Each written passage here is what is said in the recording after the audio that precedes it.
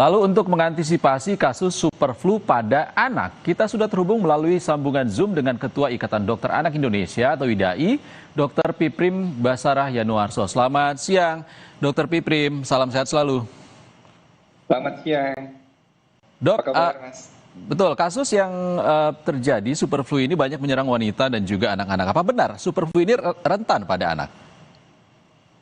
Iya betul. Jadi anak-anak karena mekanisme imunitasnya masih belum matang betul, ya. Ini juga menjadi salah satu faktor. Di samping itu juga struktur saluran pernafasan pada anak dibanding orang dewasa dia relatif lebih sempit, ya. Jadi kalau terjadi gangguan, gejalanya bisa muncul lebih berat daripada pada orang dewasa. Ini yang menyebabkan kenapa balita terutama itu bisa sangat rentan dengan adanya influenza yang baru ini, ya, atau super flu, ya. Nah, ini kan yang harus diantisipasi oleh orang tuanya adalah gejalanya. Gejalanya seperti apa, Dok? Baik, kita seringkali keliru, ya, antara common cold atau selesma, batuk pilek biasa, ya, yang memang ada pileknya, ada batuknya, juga kadang-kadang ada demam tapi tidak tinggi. Nah, kalau dia influenza yang karena virus H3N2 ini atau influenza A ini, dia ada demam tinggi, ada rasa lelah atau fatigue yang nyata, ya. Kemudian ada sakit kepala dan nyeri-nyeri otot, ya. Dan ini sangat jarang pada common cold.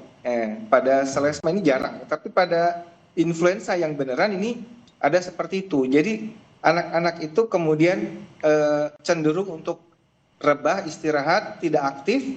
Sementara pada anak-anak dengan common cold biasanya dia masih pecicilan, lari sana lari sini, ya. Nah, ini yang perlu kita waspadai. Terutama kalau ada tanda-tanda bahaya sebetulnya, ya. Misalkan anak jadi sesak, napasnya cepat, demamnya lebih dari 40 derajat, ya, ada kejang, ada biru pada mulutnya. Nah, ini gejala-gejala bahaya yang perlu segera dibawa ke rumah sakit apabila anak-anak mengalami itu. Gejala-gejala berbahaya tadi bisa berujung terhadap risiko yang berat nggak sih, Dok? Seperti kematian gitu? Bisa.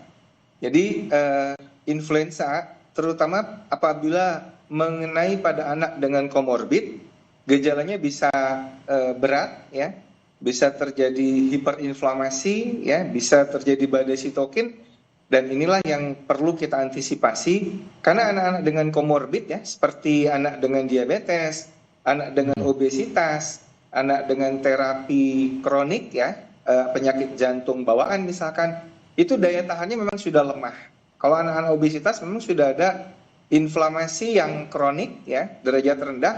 Dan ketika ada serangan influenza seperti ini, dia bisa bereaksi heboh sehingga terjadi hiperinflamasi dan mirip-mirip dengan COVID, ya, yang terjadi badai sitokin itu. Kira-kira begitu.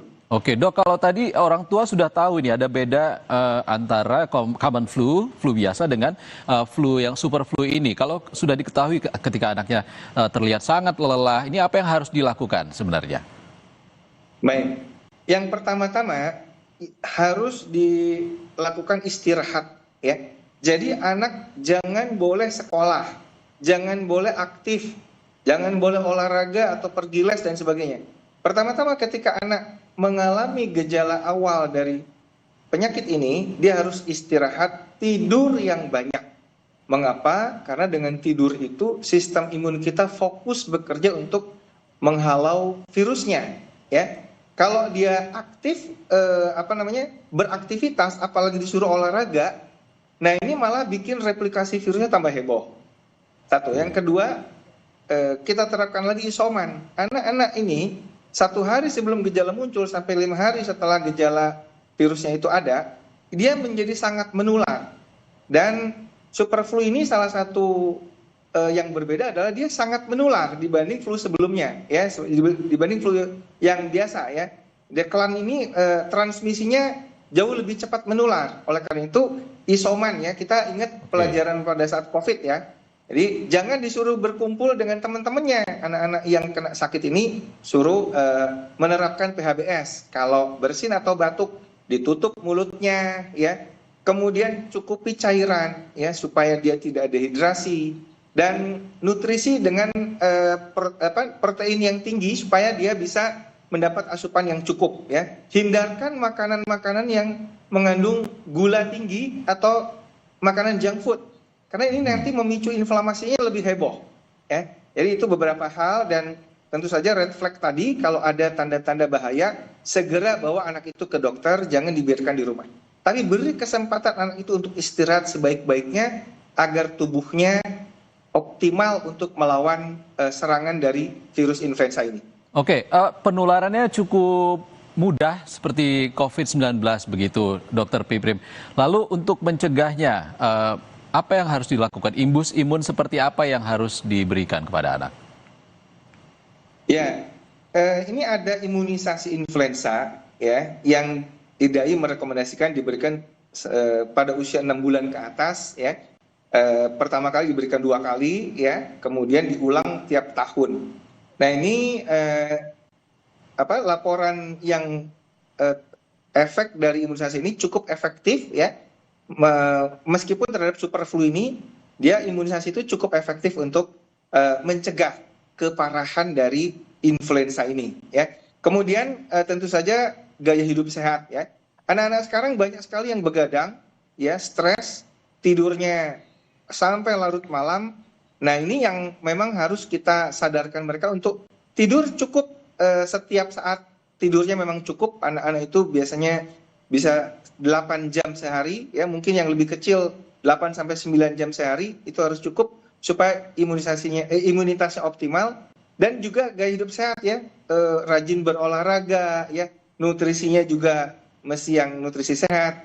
Nah, itu saya kira hal-hal yang penting. Dan terutama pada anak-anak dengan komorbid, ini harus kita lindungi juga dengan imunisasi, ya, karena anak-anak komorbid biasanya kalau kena dengan influenza ini, dia gejalanya bisa lebih parah daripada anak-anak sehat yang tanpa komorbid. Gitu, Mas. Ya, vaksinnya sama dengan flu biasa, cuma dosisnya diberikan lebih, seperti itu, Dok? Enggak, sama saja. Imunisasinya sama, karena gejala pada penyakit ini, ya, super flu ini sebetulnya sama saja influenza, cuman transmisinya saja memang yang lebih cepat menular. Ya, jadi sebetulnya ini tidak perlu panik, ya. Kita tidak perlu panik dengan isu super flu ini.